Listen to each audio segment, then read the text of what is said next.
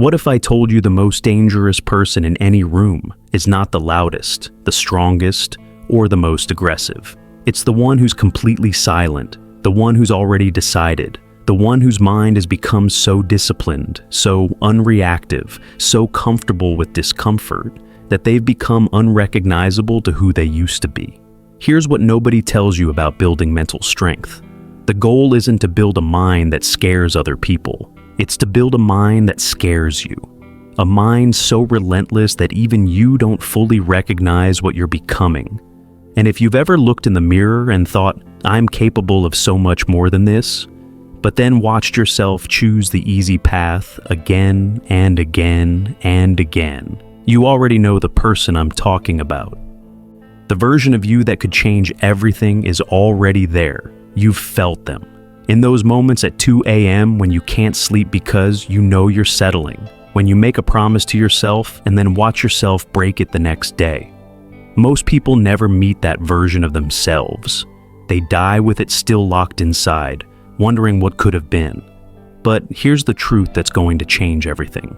That person, the one you're afraid to become, the one who intimidates even you with their discipline and focus, they're not built through motivation.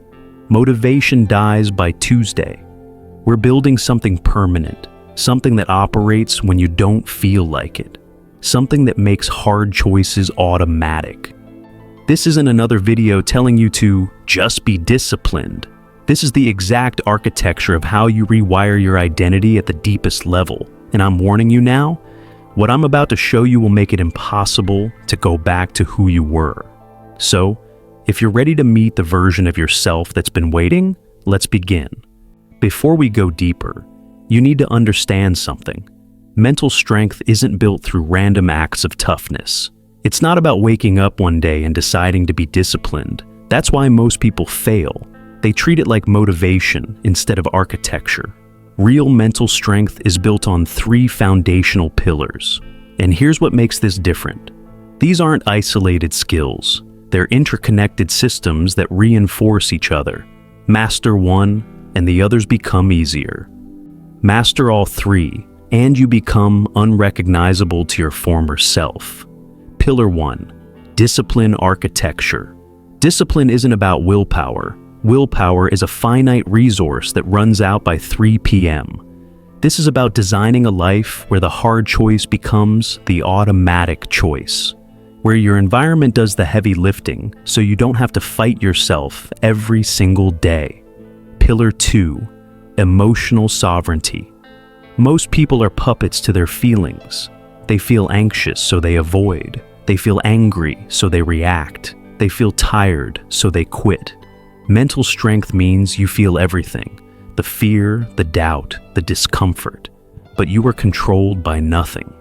Pillar 3, identity transformation. Here's the truth. You don't build mental strength by doing hard things.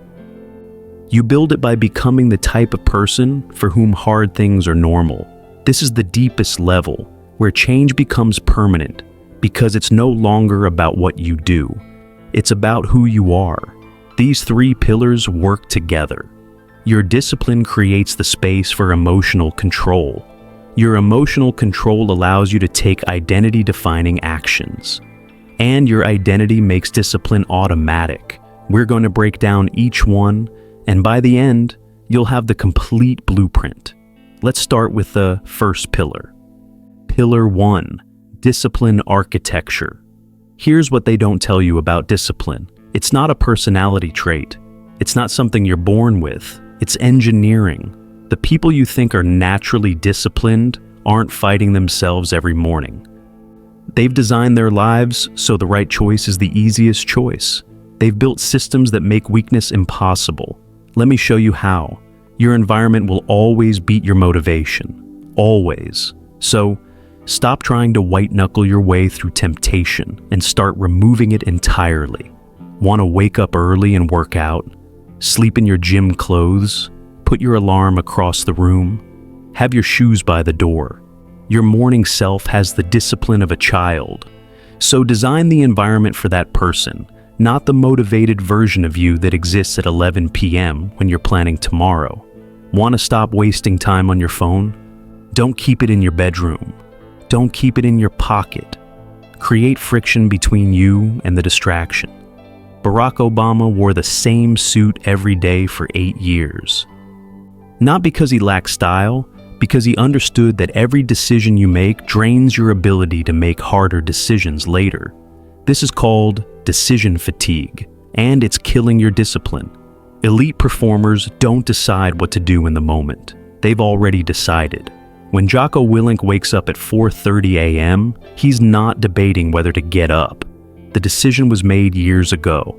It's not a choice anymore. It's an identity. You need to do the same. Sit down right now and write out your predetermined responses. When my alarm goes off, I immediately stand up. No negotiation. When I feel like skipping a workout, I do 10 push-ups first. Then I decide. When I want to check my phone during work, I take 3 deep breaths instead. These aren't motivational quotes. They're behavioral contracts with your future self. Here's a powerful exercise. Write a letter to yourself 6 months from now. Describe who you've become, the habits you've built, the discipline you've mastered, then read it every single morning. Why does this work? Because your brain can't tell the difference between a vivid imagination and reality. When you consistently visualize your disciplined future self, you start making choices that align with that identity today. But here's the critical part, and this is where most people fail. The 72-hour rule research shows that if you don't take action on a goal within 72 hours, it has less than a 2% chance of ever happening. That's not motivational talk. That's data. So if you're serious about building discipline, you need to take one micro action in the next 72 hours, not tomorrow, not next week, within 3 days. Start absurdly small. Don't commit to an hour workout. Commit to 2 push-ups. Don't commit to meditating for 20 minutes. Commit to 1 minute. The goal isn't the outcome. It's building the identity of someone who keeps commitments to themselves. Once you prove you can do 2 push-ups every day for a week, your brain starts to believe, I'm the type of person who works out every day. That identity shift is what makes discipline automatic. Jocko Willink said it best. Discipline equals freedom. When you build these systems, you're not restricting yourself. You're liberating yourself from the constant battle of willpower. You don't need motivation if you've built a life where discipline is automatic. Now let's move to the second pillar, because discipline without emotional control is just suffering. Now we need to talk about something uncomfortable, because if you don't understand this, everything else I'm about to teach you won't matter. Every time you choose comfort over growth, you're not just staying the same. You're accumulating what I call comfort debt. And just like financial debt, it compounds with interest. Every morning you hit snooze, every difficult conversation you avoid, every workout you skip, every risk you don't take, it all adds up. And eventually, that debt comes due. It shows up as regret, as weakness, as the gut-wrenching feeling at 2 a.m. that you're capable of so much more than you're doing. Here's what's happening in your brain. Your reward system is designed to seek pleasure and avoid pain. That worked great when we were running from predators. But now, it's hijacking your ambition. Every time you choose the easy path, your brain gets a hit of dopamine. It feels good in the moment, but neurologically, you're training yourself to be weak. This is the soft life paradox. The easier your life becomes, the harder it feels psychologically. The more comfort you have, the more unbearable discomfort becomes. You become fragile. One setback, one rejection, one failure, and you break. The Spartans understood this. The samurai understood this. Every warrior culture in history knew that comfort is the enemy of capability. They deliberately chose hardship because they knew it was the only way to build strength. So, let me ask you something, and I want you to really sit with this. Picture the person you're becoming if you continue exactly as you are. If you keep making the same choices, avoiding the same discomforts, taking the same easy paths, That future version of you is watching you right now. Are they proud or are they disgusted? I know that's hard to hear. Your excuses are valid. Maybe you really are tired. Maybe you really do have less time. Maybe your circumstances really are harder. All of that can be true, and it's also the reason you'll stay exactly where you are. But here's the beautiful part. Discomfort is a skill you can develop. The more you expose yourself to it, the more your tolerance grows. Which brings us to the second pillar. Pillar 2, emotional sovereignty. This is where most people fail. They build discipline, but the moment someone disrespects them, the moment fear kicks in, the moment anger rises, they lose control. All the discipline evaporates. So, let me teach you something that changes everything: emotional sovereignty.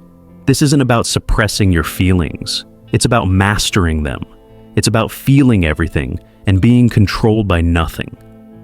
The observer technique. Here's the shift. You are not your anger. You are not your anxiety. You are not your fear. You are the one experiencing these emotions. There's a difference. When anger rises, instead of saying, "I am angry," say, "I am experiencing anger." This tiny linguistic shift creates separation. You become the observer of your emotions, not the prisoner of them. Marcus Aurelius, Roman emperor and Stoic philosopher, wrote, "You have power over your mind, not outside events. Realize this, and you will find strength." He understood that external circumstances don't control you. Your response to them does. Emotional surfing. Think of emotions like waves. They rise, they peak, they fall. Neuroscience confirms this. If you don't feed an emotion with thought, it peaks within 90 seconds and naturally subsides. But what do most people do? They feed it, they ruminate, they replay the situation, they build a narrative, and that 90-second wave becomes a tsunami that lasts for hours. Learn to surf the wave, feel it, acknowledge it, but don't feed it with story. Just observe. This is anger. It will pass. The response gap. Viktor Frankl survived Nazi concentration camps by discovering something profound. Between stimulus and response, there is a space. In that space is our power to choose our response. In our response lies our growth and our freedom. Someone insults you. That's the stimulus. Your reaction is the response. But in that gap, that fraction of a second, lies your power. Here's a practical technique to expand that gap. The 5s, 4, 3, 2, 1 grounding method. When emotions spike, name 5 things you can see. Name 4 things you can touch. Name 3 things you can hear. Name 2 things you can smell. Name 1 thing you can taste. This pulls you out of emotional reactivity and into the present moment. It expands the response gap. It gives you back control. Want to master emotions? Train them like muscles. Deliberately expose yourself to discomfort. Take cold showers. Have difficult conversations. Put yourself in situations that trigger fear or anxiety. Why? Because you're building emotional calluses. Each exposure makes you stronger. Each time you feel fear and act anyway, you're proving to yourself that emotions don't control you. Remember this, emotional control isn't about not feeling. It's about feeling everything and being enslaved by nothing. Now let's talk about the third pillar, because this is where transformation becomes permanent. Before we go to the third pillar, we need to address the thing that stops most people from ever building mental strength: the fear of failure. Here's the truth that will set you free. Failure isn't the opposite of success. It's the evidence of effort. Thomas Edison didn't fail 10,000 times creating the light bulb. He found 10,000 ways that didn't work. That's not wordplay. That's a completely different relationship with failure. Not all failures are equal. There are 3 types: preventable failures, mistakes from carelessness. These are bad. Learn from them and don't repeat them. Complex failures, things that go wrong despite your best efforts. These are neutral. Adapt and move forward. intelligent failures, deliberate experiments that don't work out. These are good. They're necessary for growth and innovation. Stanford actually encourages students to create a failure resume, documenting their failures as proudly as their successes. Why? Because failure rewires your brain. Each time you fail and keep going, you're building neural pathways for resilience. Teddy Roosevelt said it perfectly. It is not the critic who counts. The credit belongs to the man who is actually in the arena, whose face is marred by dust and sweat and blood. Most people never enter the arena. They stay in the stands, criticizing, judging, playing it safe. And they wonder why their life feels meaningless. Here's your exercise. Write down 3 recent failures. Next to each one, write one specific lesson you learned. That's not failure, that's data. Your risk tolerance is like a muscle. The more you train it, the stronger it gets. Each failure makes the next risk easier to take. The person who fails the most wins. Not eventually, immediately. Because they're the only one actually playing the game. Now, the third pillar. Pillar 3, identity transformation. This is the deepest level. This is where everything becomes permanent. Most people try to change at the surface level. They set goals. I want to lose 20 pounds. I want to make more money. That's outcome-based change, and it rarely lasts. Some go deeper. They change their habits. They go to the gym. They wake up early. That's process-based change, and it's better. But it still requires constant effort. The third level is identity change. This is where you stop doing hard things and start being the type of person for whom hard things are normal. Every action is a vote for your identity. James Clear explains it perfectly. Every action you take is a vote for the type of person you're becoming. You don't need to win every vote. You just need 51%. Skip the workout? That's a vote for, I'm the type of person who quits when it's hard. Do the workout? That's a vote for, I'm the type of person who keeps commitments to myself. Your identity is simply the sum of these votes. And here's what changes everything. Once your identity shifts, the behavior becomes automatic. The language you use shapes who you become. Stop saying, I want to be disciplined. Start saying, I am a disciplined person who is still learning. That linguistic shift is everything. One is aspiration. The other is identity. The 5 whys technique. Ask yourself, why do I want mental strength? I want to be successful. Why? So I can achieve my goals. Why? So I can feel fulfilled. Why? So I respect myself. Why? Because right now, I don't. And I'm tired of living with someone I don't respect. That's the real reason. That's what drives lasting change. Define your non-negotiables, the lines you will never cross. Not because you're trying to be disciplined, because that's simply not who you are. I don't hit snooze. That's not who I am. I don't break promises to myself. That's not who I am. I don't avoid hard conversations. That's not who I am. This is character architecture. You're not fighting temptation anymore. You've simply defined yourself as someone for whom that behavior doesn't exist. Close your eyes. Picture the mentally strong version of you 6 months from now. How do they walk into a room? How do they talk? How do they handle stress? What decisions do they make automatically? That person exists. They're not a fantasy. They're just the accumulated result of identity-aligned actions compounding over time. Here's the truth. Motivation is trying to be someone you're not. Discipline is being who you already are. When you shift your identity, everything else becomes effortless. Now, let's make this real. Here's your 30-day blueprint. This isn't theory. This is the exact protocol that will transform you. Week 1, foundation phase. This week is about building the base. Every single day, 5-minute cold exposure. End your shower with cold water or dunk your face in ice water. This trains your nervous system to handle discomfort. 10-minute meditation or breath work.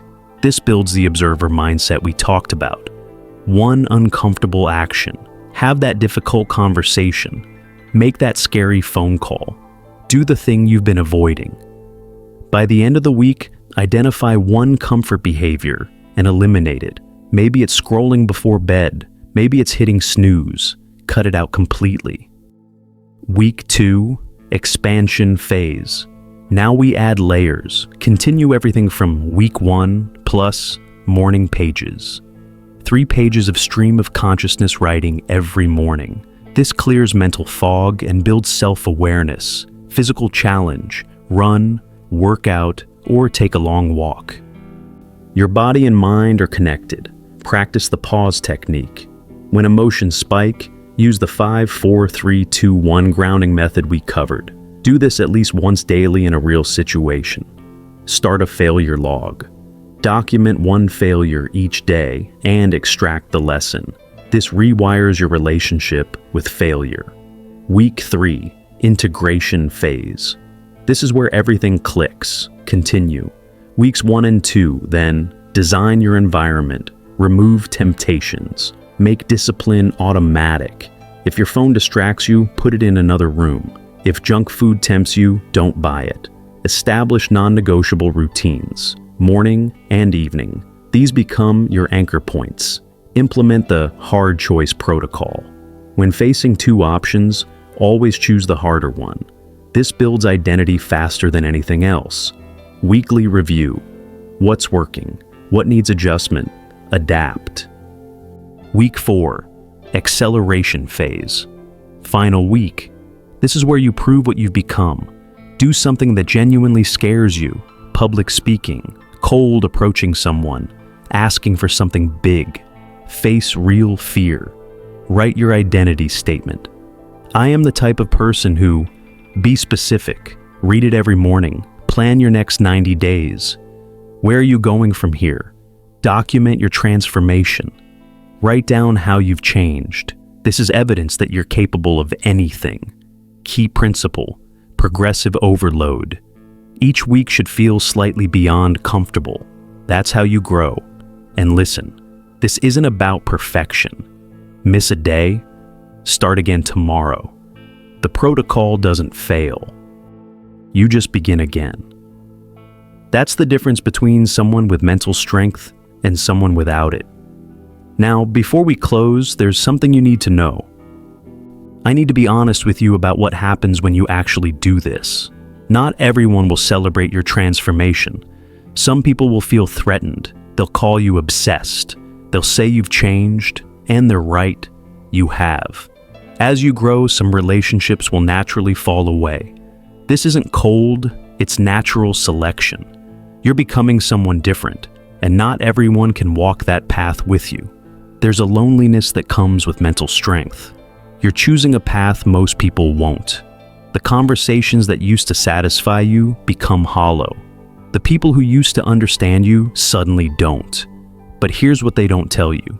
You'll find new connections, people operating at your level, people who don't need to be convinced that growth matters. And those relationships run deeper than anything you had before. The person you are now must die for the person you're becoming to live. That's not motivation speak. That's the reality. This is grief work disguised as self-improvement. And with mental strength comes a burden. You lose the ability to make excuses. You'll know you could do more, be more, push harder. That knowledge has weight. But here's what you gain. Unshakable self-respect. The kind that doesn't need external validation. Freedom from emotional reactivity. You feel everything, but are controlled by nothing. The quiet confidence that comes from knowing you can handle whatever life throws at you. A life you're actually proud of, not just comfortable with. You're allowed to become someone your current friends don't recognize. Growth requires it. The scared version of you is dying. Good. Let it. Now, make your choice. In the next 60 seconds, you'll make one of 2 decisions. Option 1, close this video and return to who you were. nothing changes. Life continues exactly as it is. That's fine. Not everyone is ready. Option 2. Take one immediate action that proves you're serious. Right now. Before you do anything else, text someone you need to have a hard conversation with. Sign up for that thing you've been avoiding. Delete the app that's stealing your life. Do 20 push-ups until failure. Write your identity statement on a piece of paper. I don't care what action you take, just take one. In the next 60 seconds. Because here's the truth. A year from now, you'll either be someone you respect or someone with more excuses. That future is being decided right now, not tomorrow. Not when you feel ready. Right now, drop a comment with one word that represents your commitment. One word. This creates accountability. This makes it real. It takes courage to become this person. Not everyone has it. Do you? The mind that scares people starts with a mind that scares you. The version of you that's capable of everything you want already exists. You just have to have the courage to become them. The choice is made. Now, go prove it. If this resonated, you're not alone. Thousands are on this same path. Subscribe if you're serious about this transformation. We're going even deeper in the next video. The comments section is full of people documenting their journey. Add yours. Drop that one word. Commit publicly. Send this to one person who needs to hear it. Sometimes we need someone else to show us the path. Remember, mental strength isn't built in a day. It's built in 1,000 small decisions to choose the harder path.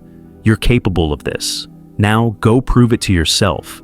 Stay strong, stay committed, and I'll see you in the next one.